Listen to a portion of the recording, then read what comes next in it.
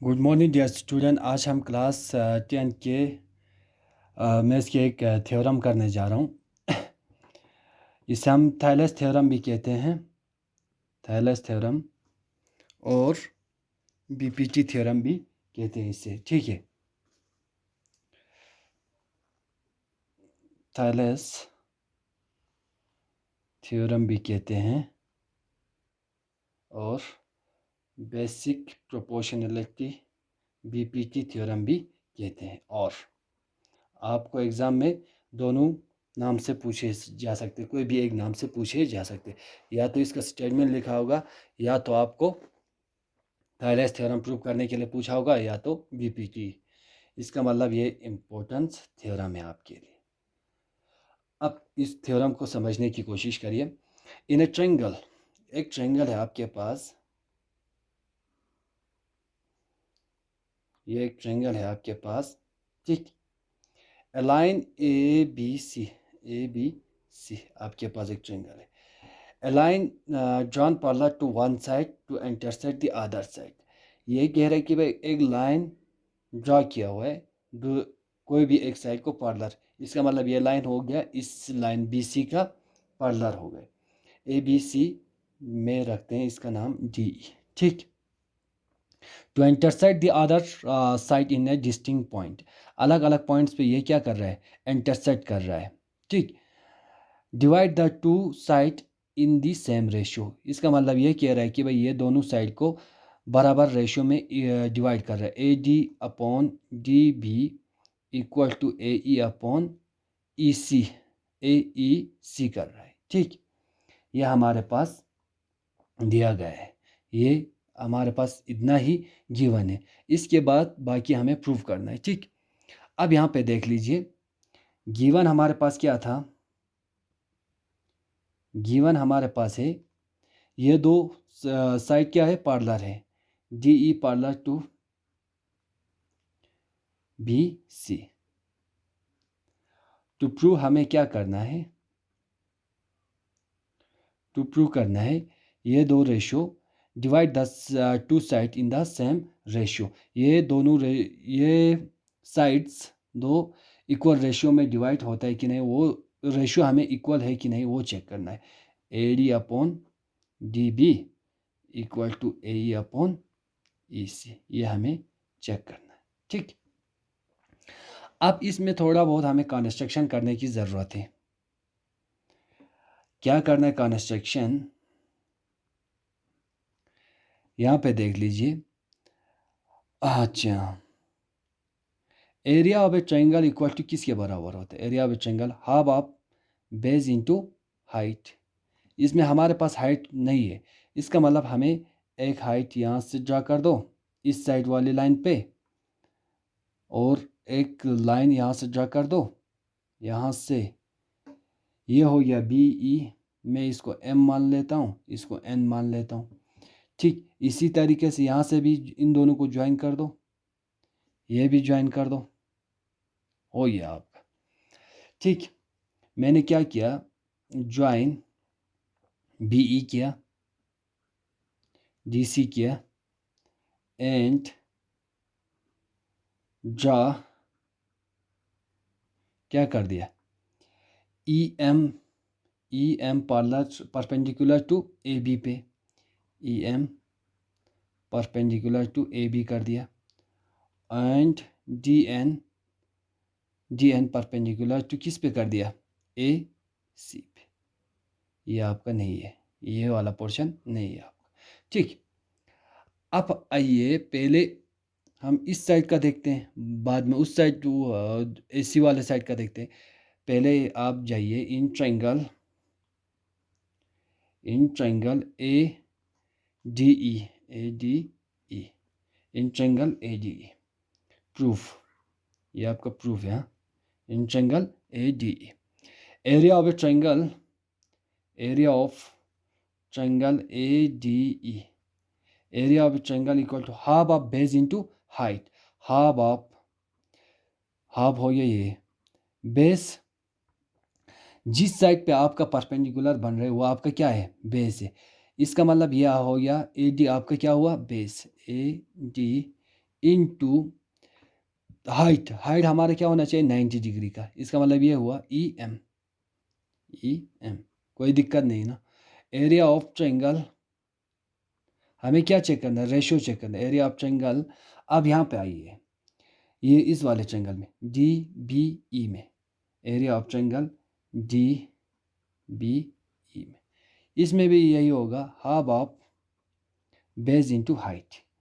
अब यहाँ पे देख लीजिए, यहाँ पे थोड़ा बहुत आपके लिए दिक्कत होगा। यहाँ पे बेस क्या बनेगा, डी बी बनेगा, डी बी। हाइट क्या ले लेंगे, अब यहाँ पे देख लीजिए, कभी कभार हमारे पास हाइट तो आपका इंटरनल भी हो सकता है, एक्सटर्नल भी हो सकते हैं। आपके पास कोई ऐसा ट्रायंगल हो, ऐसा, इसमें हाइट है ही नहीं, हाइट नहीं है तो हमें क्या होता है, हाइट बाहर पे भी कंस्ट्रक्ट कर सकते हैं। ये हो गया आपका, फॉर एग्जांपल ये हो गया आपका 90 डिग्री। इसी तरीके से यहाँ पे देख लीजिए, ये वाला लाइन जा रहा है, ये आपका क्या है, अब हाइट बनेगा एम ई, क्या बनेगा एम ई, ठीक। D B E M E आपका क्या बनेगा, हाइट बनेगा, ये वाला हाइट बन गया। अब बाहर से हाइट ये 90 डिग्री आपका, ठीक। अब डिवाइड कर दीजिए area of triangle A D E upon area of triangle D B E equal to half of A D into E M, यहाँ पे भी half of D B into E M. ये दोनों कैंसल, ये भी cancel, क्या आ गया आपके पास, एरिया अपॉन डी बी आ गया। Area of triangle A D E upon area of triangle D E, ये हो गया आपका फर्स्ट, ठीक। अब इसी तरीके से सेम एज इट इज इस वाली साइड पे जाइए, ए ई सी वाले, ए सी साइड पे। ए सी हमारे कौन सा ट्रायंगल में आ रहा है, फिर से यही ट्रायंगल अगेन कंसीडर, हमें क्या करना पड़ेगा, ए डी ई वाला ट्रायंगल कंसीडर करना पड़ेगा। सेकंड नीचे में डी ई सी वाला ट्रायंगल क्या करना पड़ेगा, कंसीडर करना पड़ेगा।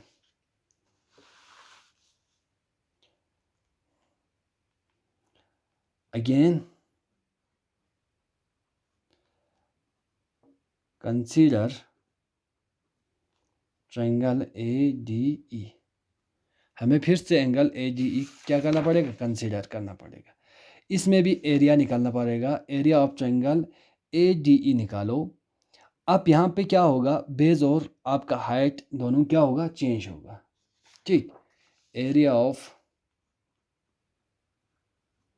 Triangle A D E equal to half of base into height. Base आपका क्या बनेगा, अब ए ई बनेगा, हाइट आपका डी एन बनेगा, ठीक। Half of D N into half of base A E into, ठीक है, क्या लिखा है मैंने, half of A E into D N, A E into D N, ठीक। एरिया ऑफ ट्रायंगल फिर से कौन सा लेना पड़ेगा आपको, ई सी डी वाला, या तो सी डी ई वाला, E C D, E C D. Half of base, base क्या बनेगा, अब देखिए यहाँ पे बेस बनेगा आपका ई सी। हाइट यहाँ पे देखिए, ये वाला लाइन जा रहा है, जाने के बाद यहाँ पे वर्टेक्स बन रहा है इन दोनों का, वर्टेक्स बन के ये आपका एक हाइट आ गया डी एन आपका। अब हाइट फिर से एक्सटर्नल जा रहा है, इंटीरियर ने एक्सटीरियर जा रहा है, तो आपका हाइट बनेगा D N. Half of base हो गया आपका E C into D N, E C into D N. फिर से डिवाइड कर दीजिए, area of triangle A D E upon area of triangle ECD equal to half of AE upon DN divided by half of EC into DN. ये cancel area of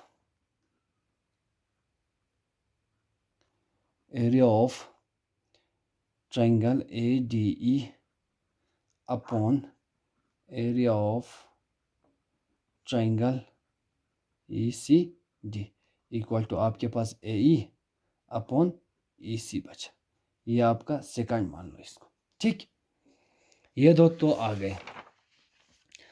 अब यहाँ पे एक बार देख लीजिए, यहाँ पे हमारे पास DE और BC एक पैरेलल लाइन है। पैरेलल लाइंस के बीच में हमारे पास दो लाइन है DEC BE, ये दोनों लाइंस।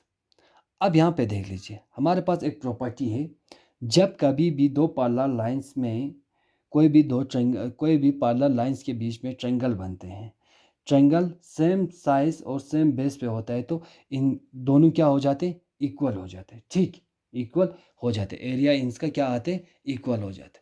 यहाँ पे देख लीजिए, ये दो क्या है, ये दोनों लाइंस पैरेलल है और इनका बेस आप ये मान लो या ये मान लो, दोनों का सेम ही है।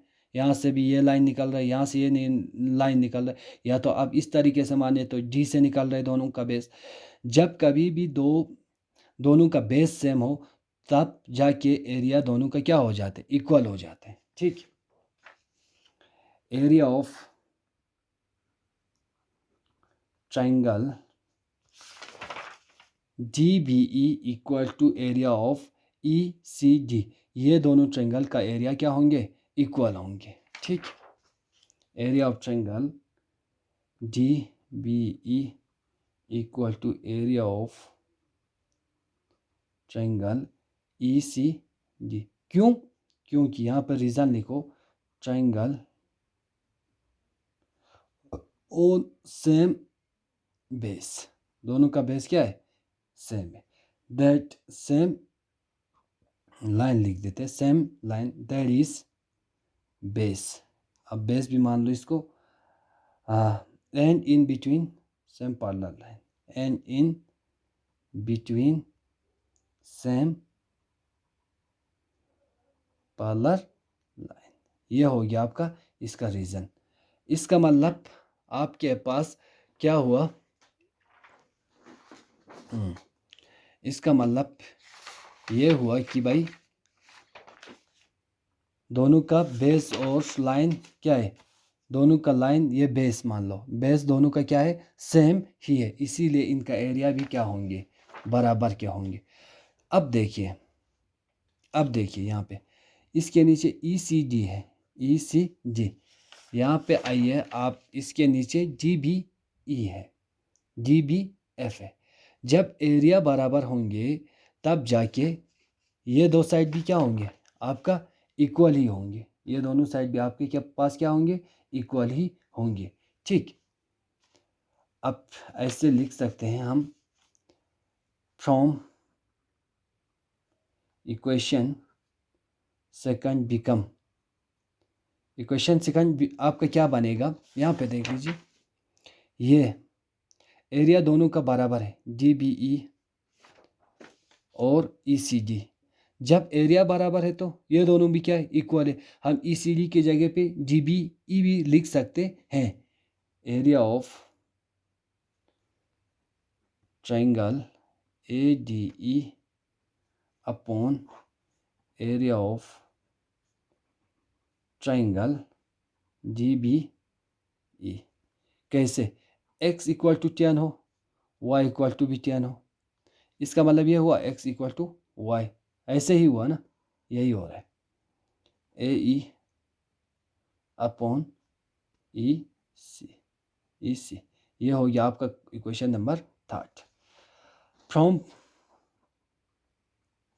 सेकंड एंड थर्ड और सेकंड से हमें ये हासिल हो रहा है, थर्ड और फर्स्ट, थर्ड तो ये आ गया, सेकंड और फर्स्ट और थर्ड से हमें ये मिल रहा है A E equal to E C equal to A D upon D B. इसका मतलब यह हुआ A B upon A D upon D B, A D upon D B equal to A E upon E C. Hence prove it. आज के लिए इतना, आज आपका थ्योरम प्रूव हो चुका है ये वाला।